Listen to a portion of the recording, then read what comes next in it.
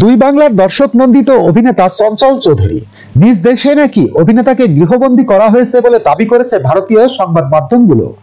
বুধবার 11 ডিসেম্বর কলকাতার দৈনিক সংবাদ প্রতিবেদনে এক্সক্লুসিভ প্রতিবেদনে এমন তথ্য দাবি করা হয়। এরপর হিন্দুস্তান টাইমস, নিউজ 18 সহ একাধিক ভারতীয় গণমাধ্যমে চঞ্চলের গৃহবন্দীর খবর প্রচার করা হয়। প্রতিবেদনে বলা হয়, 17 দিন আগে ঢাকা থেকে নিউ ইয়র্ক যাচ্ছিলেন চঞ্চল।